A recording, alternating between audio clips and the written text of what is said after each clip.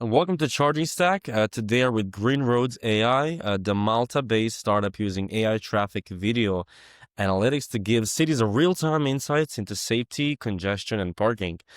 Their platform is live with European public sector partners and supported by EIT Mobility and Microsoft for startups. Joining us is Claire Ciancio, founder and CEO, who is leading the company's mission to make roads smarter, safer, and more sustainable. Claire, welcome to Charging Stack. It's a great pleasure to have you with us today. I hope I pronounced your last name right. Ciancio, but that's all right. Ciancio, okay, Ciancio. I wanted to start with origin and mission to ask you how the company actually started. So what problem did you set out to solve when you founded Green Roads? When we founded Greenroads, we were very much concerned about traffic, road accidents, pollution. They're always on the rise, right? And we wanted to positively contribute to how things were being done. And we realized that one of the main problems that decision makers face is lack of quality data. In a number of instances, data was being collected manually, if at all, or decisions were being taken by gut feeling.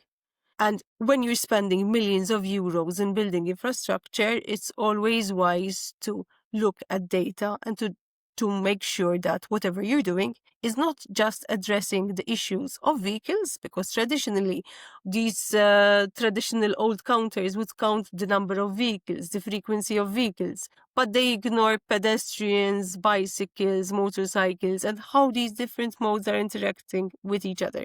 And that's what we bring to the table. As Greenroads, we're collecting a lot of high quality data from roads that are already monitored by existing cameras. The computer vision would simply look at the AI and convert it into information of what's happening. Awesome. Super interesting product. This is why you're here today. I mean, we're so glad to have you.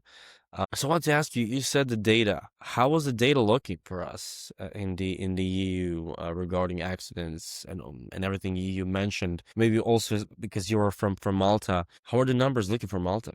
In Malta, since vehicles are on the rise, so are accidents.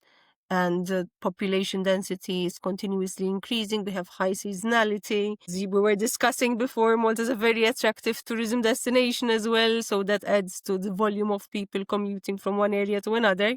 So we feel that now the need for such solutions is increasing. And the data speaks for itself. It helps.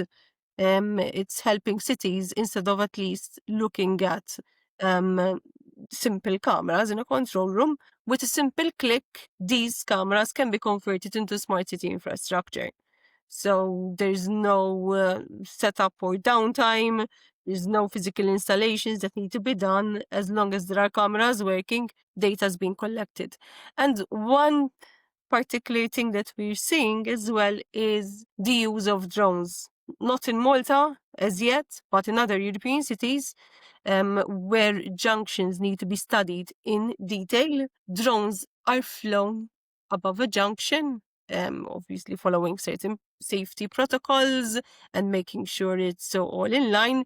But cities are flying drones collecting data of the mixed modes and how these are interacting amongst each other. We are talking a lot on this podcast about micromobility, and especially now electric scooters. Seems like every country has a problem with them. I don't know again how is the situation over there, but I mean they can be a really good example how also number of vehicles, but also number of other non-classified, non-traditional vehicles are also expanding on the roads and creating some kind of a, I don't know how to even say it, but definitely a misunderstanding, definitely a big clash, and a lot of accidents happen, especially now here in Croatia. You can hear on the news day by day. It's like the numbers of people who are, tragically dying on the roads, especially on the electric scooters.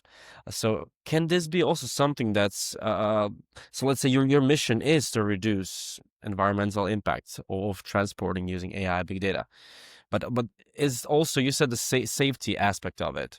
How does better road intelligence translate into that? Okay, so first of all, when we're talking about changes in transportation, it's not just about intelligent data. Hard decisions need to be taken. And people and policymakers need to have the courage to take on those decisions. Data helps guide and justify these decisions and also calculate the feasibility of such decisions. When we're talking about new modes being introduced, it's natural. Transport sector will keep on evolving, and it will keep on constantly changing. And with new modes, there comes new challenges because, of course, a vehicle which has an exoskeleton, a hard body, it has a layer of protection when it bounces into something else. But at the same time, that layer of protection can also damage people who do not have an exoskeleton. So pedestrians, cyclists, motorcyclists, people in a kick scooter. Collision with vulnerable active road users can be more significant, especially if the speed of the vehicle is high. If two people are walking and they crash into each other, no big deal, right? We'll say, Absolutely. I didn't see you. But that's fine. You keep on moving like nothing happened. We're not going to be moving at a speed at a considerable speed by ourselves on our feet. But when you introduce wheels and you introduce engines and you introduce speed, obviously speed and the different lanes, of course there are lanes and there are rules, but people don't always necessarily follow those rules. So even though there are guidelines and lanes of how you should in the space that a vehicle should occupy, sometimes there are last minute lane changes. And those lane changes can significantly impact road safety. If you have an area and you design the pedestrian crossing, you will question, is that pedestrian crossing still valid? Or do people need to cross from somewhere else? Is this area a very busy area where we have people constantly crossing? Do we need to prioritize this for pedestrians and make vehicles as guests on this particular road? Because it's a main road full of commercial activity. Everybody is constantly moving. Maybe the space of vehicles should be at least restricted, if not eliminated. So we're seeing big shifts all over Europe in trying to pedestrianize things. And with change comes opposition.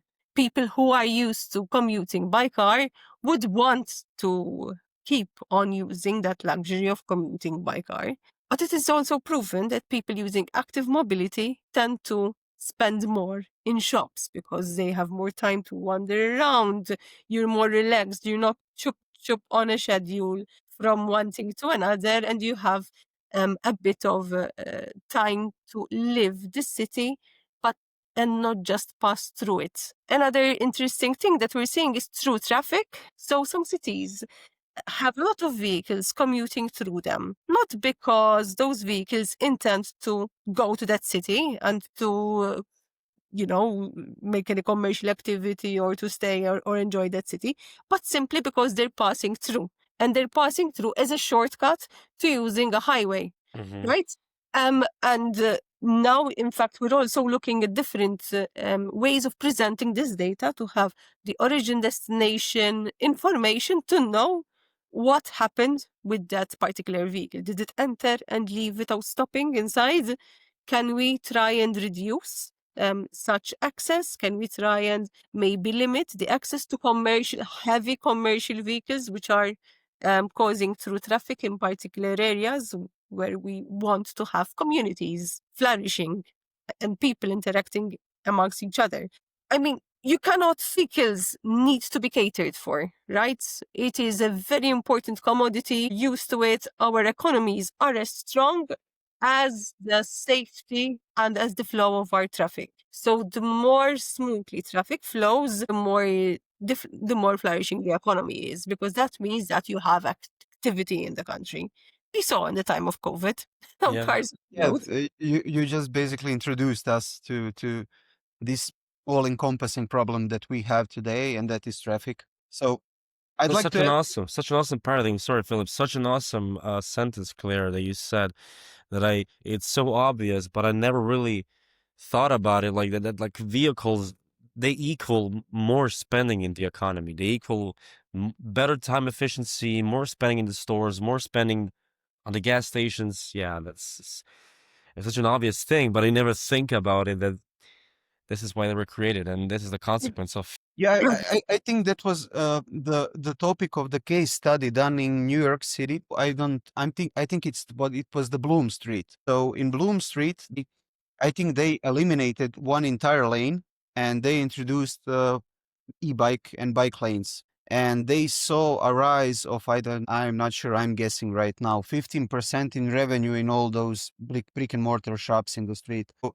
it's funny how they allowed less people to go through the street in a car, but somehow they increased revenue of all the shops in that street. So it goes both ways. Yeah. And keep in mind the space it occupies, right? A vehicle Yeah. occupies much more space than a Yeah, pedestrian. you perfectly described the entire issue. Now I'd actually like to ask you, about this very solution why we are here today is what the platform actually does. So in simple terms, how does AI traffic video analysis work with existing cameras, for example? Okay, so just like a person would look at videos of the road. Generally, we have big control rooms, cameras all over the road network, and you have people sitting in front of their desks checking huge amount of monitors all the time. And they can, with the naked eye, you can spot if there's an accident, you can spot if there's an issue, if there's clockage.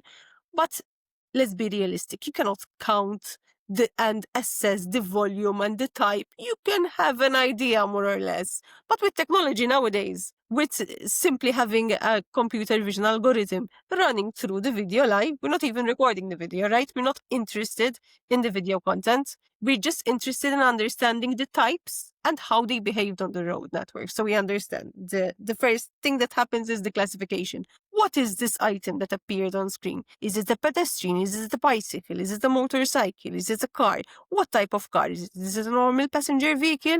Is it a commercial vehicle? Is it a bus? Is it a heavy commercial vehicle? It does all these classifications. And then from that, it follows through the video and understands which space are these movements occupying. How is lane change happening? At what speed are they traveling? How long does it take them to arrive from one point to the other? Of course, speed is distance over time, right?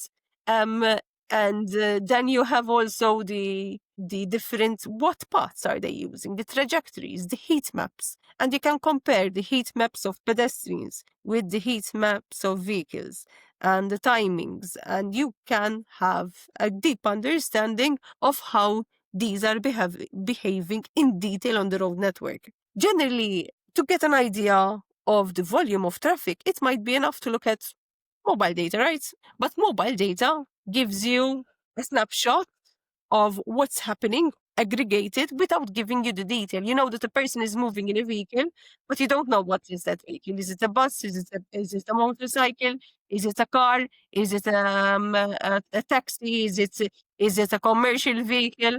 You do not have that insight and that detailed information, and even the level of accuracy at which they're moving on the junction that you want to monitor in particular. This is generally used to either help redesign big roads or to see whether there's the need to increase infrastructure or to make policy changes. In some cases, maybe say, okay, during these particular times, which are rush hour for school and we have a lot of children crossing, we'll try to incentivize users not to use vehicle commercial truck drivers, for example, not to use this area during school hours, right?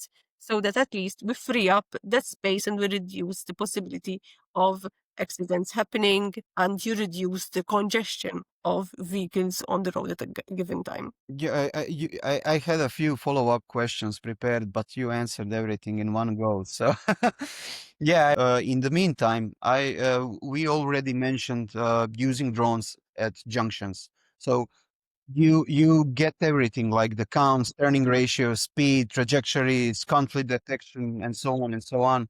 So, where does drone analytics fit?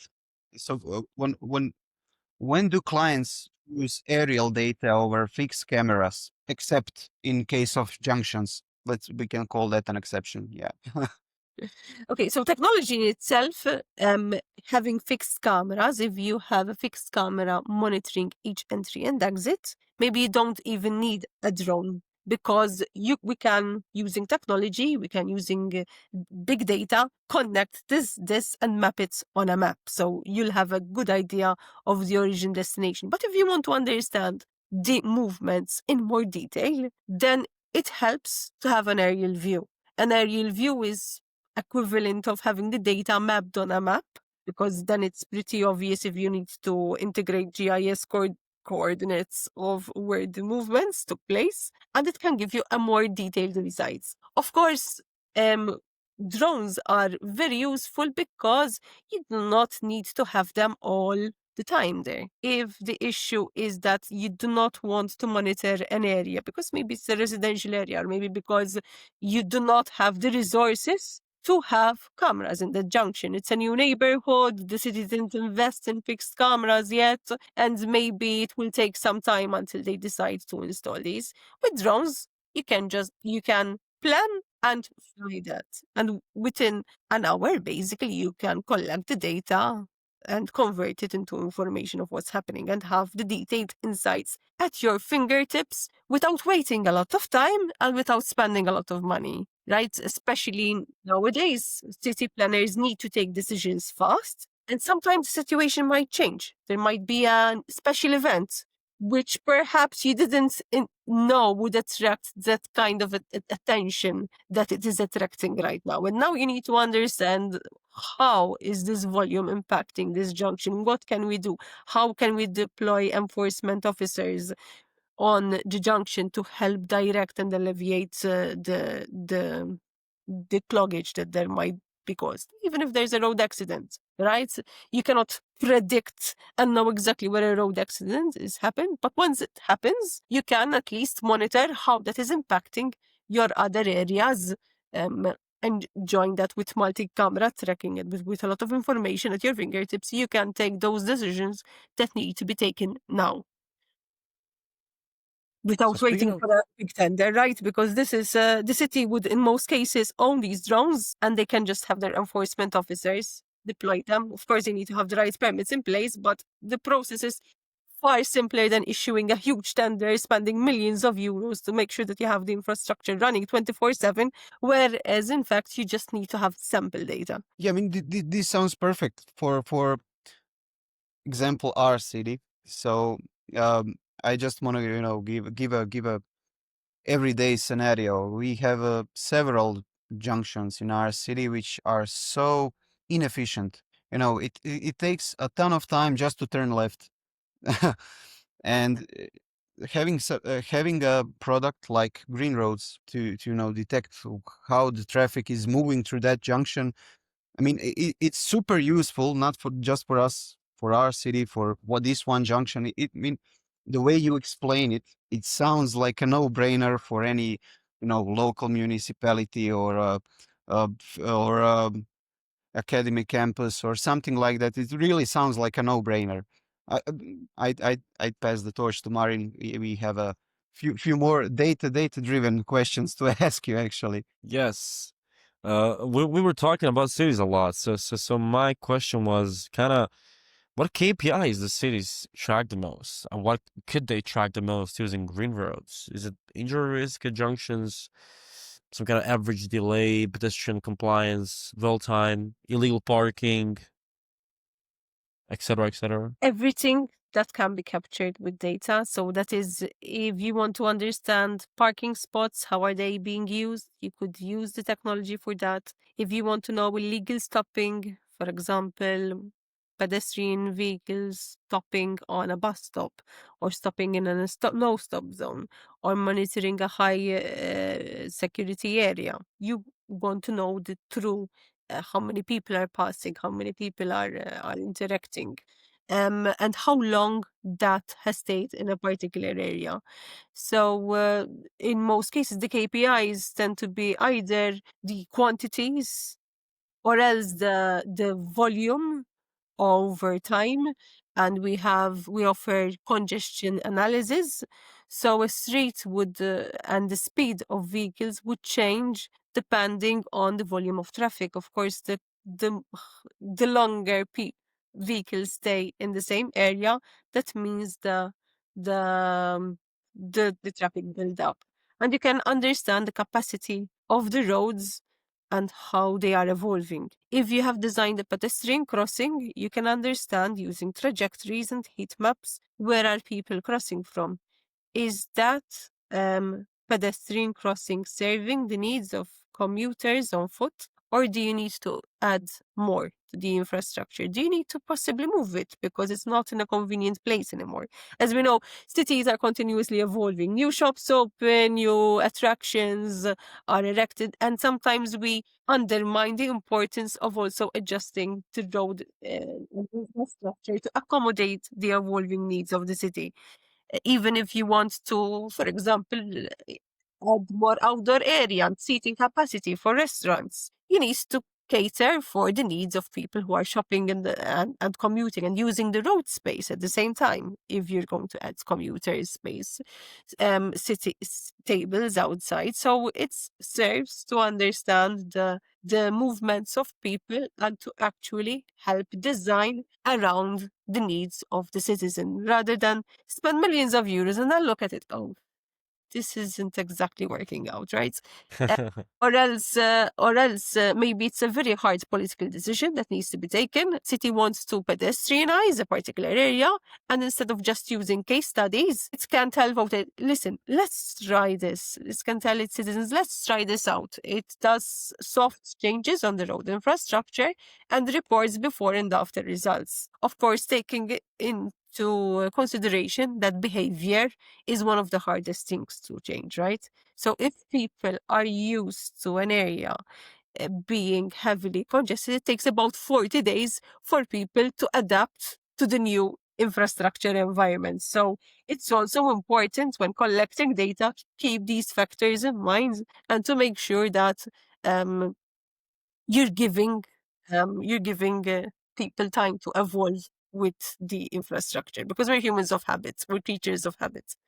Yeah, no, this actually leads me to something I wanted to ask this sometimes later in the in this episode. But since you mentioned it up, uh, how do you handle everything regarding privacy? How do you handle GDPR, retention windows, and how is privacy designed?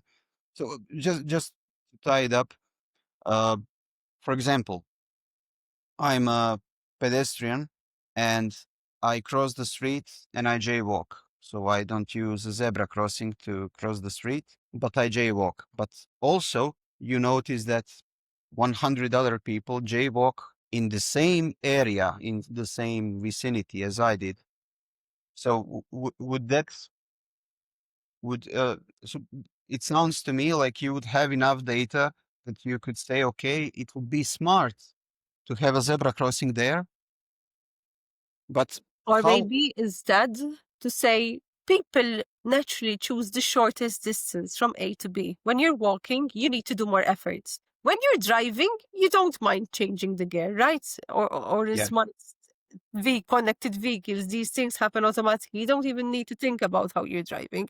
So sometimes it can be a good indication of, listen, let's give the flat level to pedestrians and let's create a bridge or an underpass for the vehicles, because people in a vehicle don't mind doing that extra effort to go down and up, but pedestrians do, right? Especially the term jaywalking, we still use it and we still hear it a lot, unfortunately. yeah. I mean, it's a The stupid term term. jaywalking is intended to make fun of pedestrians, right? And to prioritize Yeah, vehicles. Even if we're yeah, talking connected vehicles, absolutely agree. even if we're talking about, cities need to be designed for people, and people crossing means there needs to be flow. People feel the need to reach A to B, even if you're driving a vehicle and you park on one side of the road because there's parking on that side of the road, then you naturally need to cross, right? To go to the other side if the beach is on the other side. And we've seen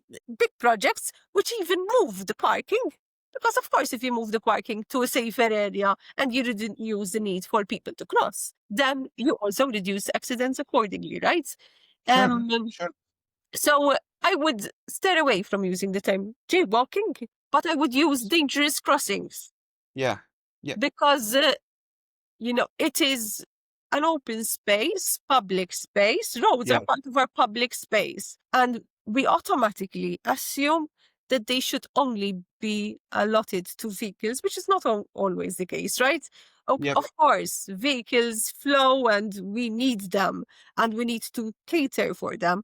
But apart from that, we need to look at the different modes. Claire, I need to ask you something really related to this.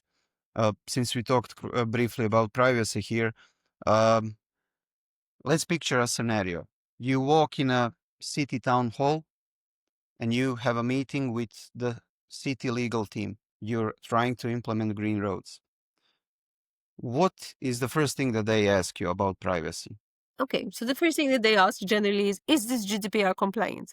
By that, they mean, are you recording faces? Are you recording number plates? No, this is not some Chinese or some, okay, maybe I shouldn't have Secret used that spy word. project. It's not a Yeah, secret yeah, spy. yeah. Right? We only care, we only collect data that's important for infrastructure change. We're not even issuing fines. So we only do this data collection in terms of understanding the modes, the classification, and recording that information for better planning, for better allocation of road space, right? And the city already has the video footage. You already have people who know people looking at a screen and looking at the movements and, understanding if they need to intervene or not. When you add AI into the equation, you're simply adding an algorithm which counts. An entity that doesn't know anyone will not recognize anyone, will not recognize number plates. Why? Because we did not program it to do that, right? We only Yeah, right. programmed it to understand the movement and to understand how that movement is behaving on the given space. Full stop. Yeah, it's a perfect If solution. I we mean, didn't tell it to when we collect were number mo- plates, we'll never do that. Sorry. If a city asks me, but what was that instance that happened there? What was the number plate?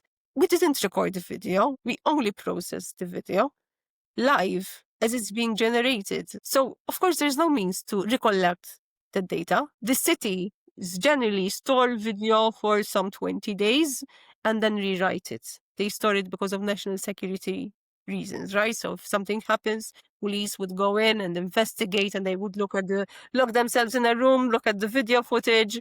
But that video footage is continuously being rewritten, of course, because of the high volumes of data. And with a technology like ours, you can understand how the patterns and how the movements are evolving over time. And you can compare this year to next year's or previous years and see how you need to accommodate yeah, this even a really I think public. clears all concerns. What you said, I'm sorry, but I just wanted to say that this is kind of the first thing that we check when we find a company that has a product that's in the same category as yours. Uh, how privacy compliant is it? Because it can quickly turn dystopian, and I'm so glad that that you're doing it in this way. I mean, the way you describe the solution, it's really a no-brainer, I think, for every city. Every city in European Union should embrace such a similar solution, if not yours, because it's so clear that we are not as good not as good with numbers as big data models can be. Um, we can't make such powerful decisions in such a short period of time, and an AI algorithm can. And the concern is, are we, giving away our how to say it, our um, decision capabilities to something that's not alive.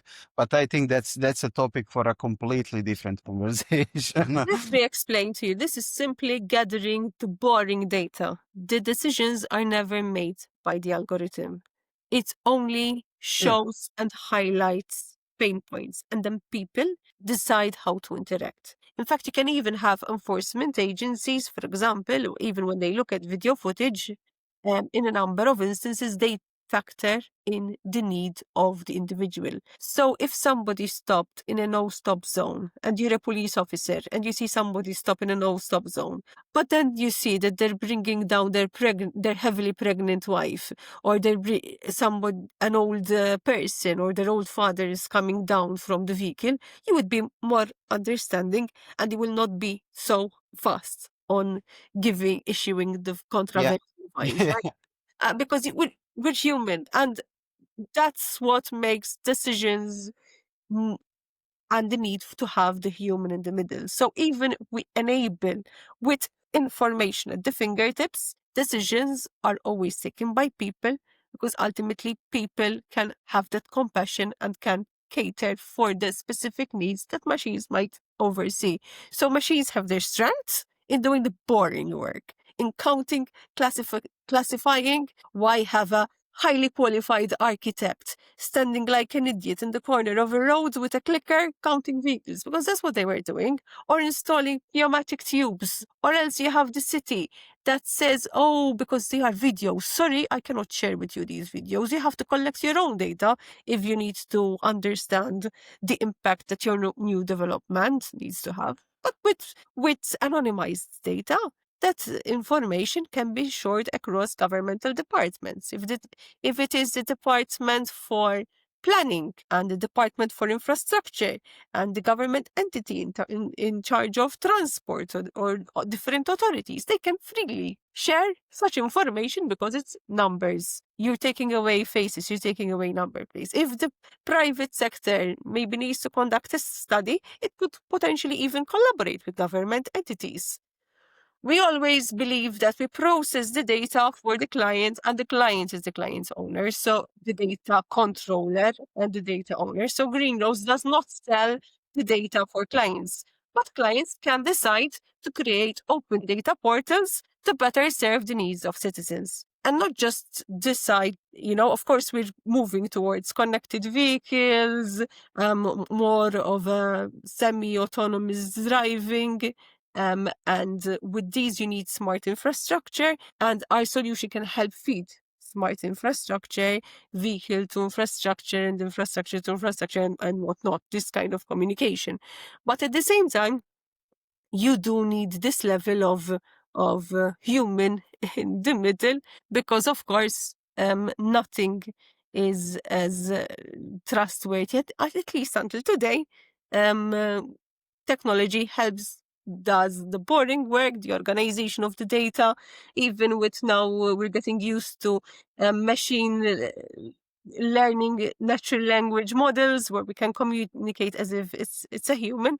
But then in the end, you always need to validate that the data that you supplied is actually correct, and look at the specific circumstance of when that incident has happened. Awesome. Now I want to ask you kind of more about the products, the product itself, and then integration, go a bit more into software details. So the product suite includes GreenFlow dashboards, plugs into city systems. So what are like the typical integration via APIs, traffic control, assets management, parking backends, potential, again, a question about cloud choices. How do Azure credits from Microsoft for startups support scaling and edge versus, for example, cloud processing? Okay, so let me start from the end, right? Some cities decide that they want to have servers in-house and process the videos in-house. And that is totally possible. Our technology can work with any infrastructure, but cloud, the benefit of especially with using Azure, we feel comfortable with the service. A lot of governments feel comfortable with their service as well, and are already using cloud clusters and cloud services. So it is a natural step to scale. If you want to have all the server infrastructure, you need to have technical people competent to not just install it, but to maintain it. You need to have an upkeep. Need to have redundancy. With cloud, this all goes away. With a few clicks, you can choose a cloud service provider of your choice, and we can have the technology running, and we can scale it, because then your limit to scale is based on the limits of that cloud service provider, right? Apart from that, the way that we generate this data, there's a new client. How do we onboard them? Generally, we ask, so do you have any fixed cameras that you are viewing in a control room? If you can view that video in a control room, you're not looking at the camera live there on the location. It means that the data is being transferred. And that's being transferred using an internet protocol. The most common widely used protocol that we've encountered is RTSP links. So there is a specific link with a username and password that is entered. A user chooses the location of the given camera. I can also walk you through the platform. So you could choose the location, set it up, insert the RTSP link, username and the password, adjust and make sure that you have the proper link changes and the proper naming for reference, and then you start generating data. So it's a few clicks, few minutes, and you're up and running, literally, if it's a live video stream. If it is a pre-recorded video, for example, in drones, you could have a data generating generating data live and streaming live to the platform. But in most cases, when drone analytical studies are carried out, the person records the video for the particular study. So they have different drones alternating, going up and down in the different level, or changing battery packs if needed, because drones, especially lightweight drones, have limited flight allowance, and then that video is processed through our system. But again, we do not store the video. We only watch the video as it's being generated or as it's being uploaded in our system, and information is processed live. Awesome. We love a simple and good UX, and definitely sounds like Green Roads has one. Then maybe speaking about business side, who signs the contract? Municipalities, transport authorities, or private owners of large campuses, for example? Can you kind of walk us through the process of So it could either actually? be a city, an entity, a government entity, which requires to do the video processing. It could be a research institute, which is conducting a traffic impact assessment. It could be urban planners. For example, small cities and even small countries might not have all the infrastructure at their fingertips. So they might not have 200 data analytics people employed and carrying out studies. So they outsource this to architects whose specialty is designing roads and open spaces. And in most cases, especially in smaller villages and towns, urban planners play a very important role in unlocking this power of data, because the city would not have the right capacity in-house. And for them, I mean, having a fantastic dashboard with all the information at your fingertips, if you don't have the time to work with it because you have very limited resources and you're always geared up to serving the immediate needs there and then obviously you need to subcontract this work. And this is why in most cases, even though we do work with cities directly when needed, but we work very well with urban planners, traffic modelers, people conducting traffic impact assessment in the private sector. If they want to create a new shopping mall, or they want to create a new private space like an airport or an entertainment village or an area, you would need to still have this information and to understand what is going to be the impact of this new development on the large road network. So typically, our clients are very varied, but they're never B2C. We don't service customers and the end user. So if Philip or Marin had to come to me and tell me, I want to count vehicles passing in front of your house, it's not the right technology to do that. You could possibly use something else. We work more closely with governments and with businesses who serve the needs of cities and towns and new developments. Also, I'm sure definitely Yeah. Could also be with a our tolling company, listeners. right? So private road Mm-hmm. operators like toll roads, even ports, Yeah. ports where a lot of movement is happening. Maybe you have a mix of ferry ships, and you also have a lot of vehicles commuting to and from a given port, and you want to understand how that is evolving and the particular needs and the pressing congestion points in specific areas. Yeah. I mean, Awesome. the product sounds amazing, but I just have a few more questions about the product. I mean, I really want to know more. Um, you said so the the product can detect multi-class, it has multi-class detection, so it can detect cars, buses, bikes, commercial vehicles, large commercial vehicles, and so on.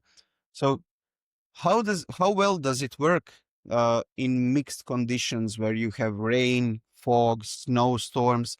Because we just recently uh, covered one story in our website of a company called Autonomous Night. So they based their entire company on this specific issue because the lidar will not work, cameras will not work if you're I mean, if it's foggy, if it's raining, if it's stormy, and maybe even snow's falling, you don't see anything. So, what I want to ask is, what kind of accuracy benchmarks do you hit for that multi-class detection in those conditions, in those tough conditions? Okay. It's very simple. Every technology has its limitations, Of course, yeah, right? And with computer vision, if the human eye cannot see, yeah, how can you expect the machine to see, right? exactly. If you have the cameras that are extremely filthy, extremely dirty, then, there's no field of view. There will be occlusions. So If you the just camera want to quality is the stop limitation. the camera quality, the video quality is the limitation. Yeah. We're working with computer vision. In our case, it doesn't mean that we can integrate to other data sources, right? We can work with and combine different data sources to increase the accuracy of the data sets at hand. So the system is fully designed using APIs.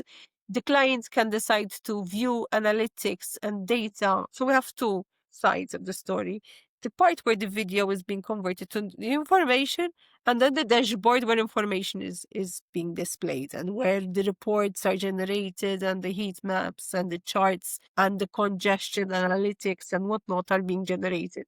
So the client can decide to use our dashboard, our front end, or using APIs, we can integrate to a third party. If the city officials are more used to using a third party software, we can easily integrate. Of course, with computer vision, there is this limitation of, yes, the human cannot see, neither can the I mean, data. completely understandable. It's not like you're setting your own cameras up there, some super mega 2000 megapixel cameras. I But mean, even if they were, right, and you have a sandstorm because the client that you're servicing is in amidst a desert, right? If you have a sandstorm and all those camera views are you can have the best camera in the world. But if you put a barrier in front, exactly. nothing, right?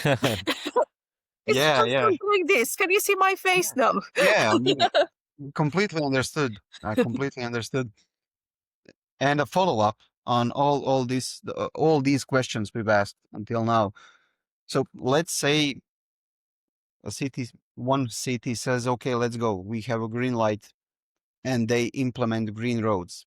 How quickly will a city see results after installation? I mean, I know it depends on how quickly they act on the data. But do you maybe some do you have maybe some measurable wins you can share? I mean, you do have a case study from Belgium in Ghent, if I'm not mistaken. So could you maybe walk us through that particular example? So how quickly did they see some win for them, and how did the entire implementation process go through? As soon as the data is connected, so given the video is uploaded in case of drone analytics, for example, we did in Kent, we did in Finland, we did in Georgia, in the UK, different companies which required different conversions of that video. As soon as they uploaded, even as short as 1 hour, especially on a heavy moving junction during rush hour, you can have very insightful information that you can then help serve as basis for your decisions, right? Or maybe they justify further investment or further looking into a particular situation. But 1 hour data Can already be enough to give you an idea. Okay, so basically, if we implement in our city today, tomorrow we can act. I mean, even today we can act on it, and it basically what you're saying. It depends on how quickly can a city take action. Exactly. It depends on how Yes, quickly a city can take action and the decisions that they're willing to take. If it's yeah, going to be a policy change, for example, we want to limit access of heavy commercial vehicles during school hours. That is a policy change. It can be announced and implemented. If it is a change or some signs that can be put up or notices that can be sent to drivers, heavy traffic, please avoid commuting at this particular times in these particular areas, especially fleet operators who are moving a lot of logistics in the country from one point to another. They don't want to be stuck in traffic. Nobody wants to be stuck in traffic, right? So sometimes policy changes can be much quicker than infrastructure changes, because infrastructure changes, if you decide that you want to move a pedestrian crossing, or you want to change a traffic light, or you want to include some traffic calming measure, or you want to widen the roads to cater for more space for vehicles, or if you decide you want to add the bicycle lanes, the infrastructure change is going to require time, effort, tenders, and that goes on, right? So it depends on the implementation and how creative and how courageous will the city officials be in taking the decisions that need to be taken. But yeah. at least they'll have data to back that. So if they receive opposition, they can say, look, this is what we're seeing. We believe that if we do this, simple maths. This ties so well with the beginning of this episode when you said that cities need to be courageous and do some hard decisions. This is what we are talking about. So the city can get all the data and they know what they should do, but now it's time to make the decision. And making the decision means infrastructural work, new roads, new crossings, new lanes, or maybe fewer lanes. Yeah, this really, really encircles puts the entire story in kind of a circle. This will be a good moment to highlight. We will make a good short video for this part. Absolutely. Good. I would like to just we have the second to last section of this podcast called roadmap, and I just wanted to ask you what's kind of next on the product side. Is it like predictive safety scoring, incident alerts? What's next? What can be improved? What can be done? Let's say by 2030. What do you want to see? Also geographically expanding. What markets are you looking into? Maybe outside EU. This is Okay, kind of we're the question. looking at South America, we're looking at different regions, and we're looking at, this is technology. It doesn't discriminate where, because we do not have to go on site and install new setups, right? So if no new setups need to be installed, with a few clicks, we can be servicing any area. So we're very agnostic in the areas that we're targeting. It doesn't matter if it's far or close, as long as we can do business with the region, we can do business with the region. So it's very simple to get going for us. In terms of products, there are so many things that we want to continue developing. As you can imagine, our workflow and our developers have a huge wish list of new things, that's new functionalities that we want to develop. But ones that are attainable in the short to medium term are going to be the multi-camera tracking. We already have that, but we want to make disconnected cameras understand that this was actually the same vehicle. So right now we do that if it's on the same junction, right? If we are monitoring one entry and another exit, we can tie those together using technology. But now we're also expanding to totally unrelated junctions, where you have video in one area and a video in a hundreds of miles away, and you can connect the dots, and the system can understand that it was the same vehicle leaving one area and entering the other. And there are, ample visual cues that is taking on and linking the dots together. And apart from that, we're looking also at the GIS mapping of data. So right now we map the heat maps, the trajectories on the actual image, but we want to also be doing this on a map to give accurate data in terms of where it has happened.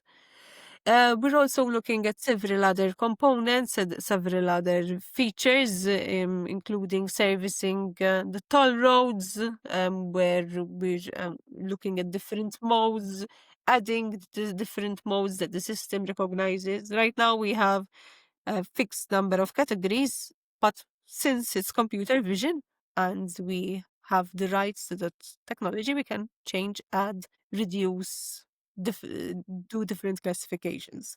So as right now we have kick scooters, but those will keep on as the newest kind of mode that we haven't seen that frequently before. But there might be hovercrafts for all I know. So let's see how the transport sector will evolve, and Let's hope we'll more fun evolve stuff. with it. Thank you.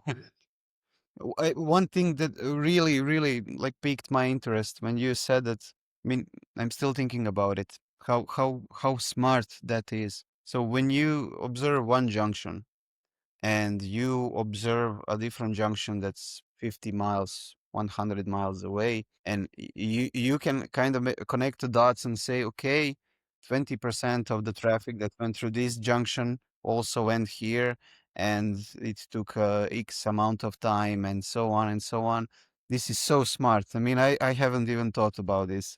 I mean, it's so cool. I mean, we love talking to people who are super high energy like you, who really do take their stuff very seriously. And, these are just fine details that someone would miss. Someone who is just building the product from the start would miss. And we can see how much dedication went into this, how much thought processes went into And a building lot this. of conversations with clients. Absolutely, absolutely. I As mean, you know, with yeah, technology, you never done developing. You can yeah, decide to yeah. pause on features and to focus, for example, on something else, on visualizations, for instance, but it is an ongoing thing. You will always find new things that need to be integrated, new specifications that clients ask for. And if the business is big enough, we can adapt. And we have that luxury since it is our core product. We're not simply, reselling something here. We can adapt depending on the needs of the market and the impact that it would leave. Because when we set up this company, we set up with a very clear mission, not just, to be a technology company out there and make money, but also to bring about an impact. And we hope that the projects that we can get involved in will be of the level that can give that desired change that we want to see in this world. Well, Absolutely. I Claire, mean, I think we've gone through basically all the questions we had. I mean, even the follow-up questions we had, you answered them without us even asking. So we're now moving to kind of the last part of the conversation, where we have some kind of a lightning round. So one-liner question, one-liner answer, maybe two-line answer. So try. Let's try to keep it uh, very short in questions for this one. So one metric. First question would be, what's one metric that cities underuse but should watch on a weekly basis? Pedestrians crossing. Okay, so this is kind of clear why. I mean, you explain in detail why. We'll highlight that in one of our videos later. Uh, so the another one, which I don't think we've someone I'm not sure if anyone ever asked you this. Um, What's the hardest intersection you've ever analyzed? Ghent, Okay. Davenport. I'll send you the accurate name because I suffer from pronouncing it, but there was so much vehicles happening in a given area. And this also reminds me of another feature that we want to eventually Yeah. improve. It's the height of the drone, right? The higher the drone goes, the smaller the objects become, and the harder Oh, it is. But there is actually a motorcycle or a bicycle. So yes, those are all things that, but definitely I think that was the most complex one that we've analyzed so far. It's so much happening in one space. No, I don't. Gent I'm not sure if anyone ever asked you that, but Gent yeah, was our first client for drone tech, but it was also the biggest one. I really want to see the technology in person right now. I'm feeling like I need to yeah. see I'm this. intrigued and how the dashboards look. I mean, please send us Yeah, all the videos. We'll use them in Sure, our sure. yeah. food. Uh, Another question. Um, so this one could be pretty important. If you had the power to make one policy change that would help cities adapt AI analytics faster, what should it be? One policy change Yeah, to make cities adopt AI road analytics AI faster. roadmap. It's a good question to ask. I think I think it is to work with your GDPR officers, because sometimes young lawyers might not know and might be afraid to take the decisions and to look at the data. But if you involve them from day one, it's a very quick win. You show them how the technology is working, and you show them the dashboard that they actually log in with us and they are present on a demo. The transaction becomes much faster and much more seamless for the city, because sometimes there are objections because of GDPR. But in actual fact, it's even safer to have an algorithm looking at the data than you have a human sitting in front of a computer looking at the data. Human knows people. Our software doesn't. It has no relatives. It has no connections, and will not understand. And this applies to other technologies similar to ours, right? But be sure that what it says on the box, it's actually what it does, right? A lot of devices would claim to be GDPR compliant, and in actual fact, not. So yeah, it's and it's worth. that's earlier in the interview we wanted to clear that off first. The GDPR thing, because whoever's building in EU and works with AI data analytics is concerned about GDPR primarily, and from what we've discussed, zero concern. So basically zero concern. Yeah, everything is anonymized. So Efficiency, right? Especially if you have the city of the entity, the authority in charge of transport generating data, and the planning authority also needs the data. There can be very simple data sharing agreements where both entities are seeing the process reports. Even if you just download the report and send it to them, it's very straightforward, rather than having two entities collecting data on the same road, different yeah, installations, absolutely. tails of wires happening on the sky. Claire, the last question today. I think you maybe answered this one already, but it's 23rd of October. We have 2 months of 2025. If you are shipping a new feature this year, which one is it until the end? A feature you are excited to ship this year, or maybe Q1, Q2 of 2026? Um, We've gone through many. we've gone through many, right? So we're constantly updating the front end. We're making the tenancies. They're very easy to use. If you are the person in charge of that entity's accounts, you can give access, you can remove access to different users depending on the need. And we have very good logs, and developing SLAs now going forward to help clients with the level of service that they will be requiring, especially when the system is generating data live. There needs to be fast response, and to have that kind of, um, capabilities. But I wouldn't pinpoint to a unique feature. I didn't prepare the answer specifically for this. But if I had to bring in one of our technical team, they'll probably give you a full list of things that's happening right I'm sure there's a huge backlog somewhere, now. that doesn't. Exactly. It happens to everyone. I mean, we were building our internal tools in the company, and 6 of us sit down, and 20 minutes later, we have maybe 30 new features we want to build, but we need to prioritize. So Yes. I understand. Yeah. So the The developer like technology, everything. everything can be done, but it requires time. But sometimes, Yeah, and sometimes resources. requires more time than you actually plan. One thing that we're very particularly excited for is, breaking the market with very strong accuracy rates. We have our team working and testing on, giving the detailed insights and for good cameras with no occlusions, of course. As I said before, there is that limitation for computer vision, but we're going to have one of the best accuracy rates going forward. Well, this was such an amazing podcast. Definitely one of mine and Philip's favorites. Probably was an awesome talking to you, Claire, today. I feel like we have so much more to cover. Maybe, even like doing an episode number 2 because there's so many things we can talk. I mean, the topic is endless. Product is Yeah. so interesting. We can showcase this even more depth. Go maybe more into hardware and software next time. But for today, we're gonna have to wrap it up. Thank you so much, Claire, once more, and the whole Greenroads AI team, for giving us a chance to deep dive in to what you're doing, how you're changing road intelligence with live deployments and growing public sector footprint.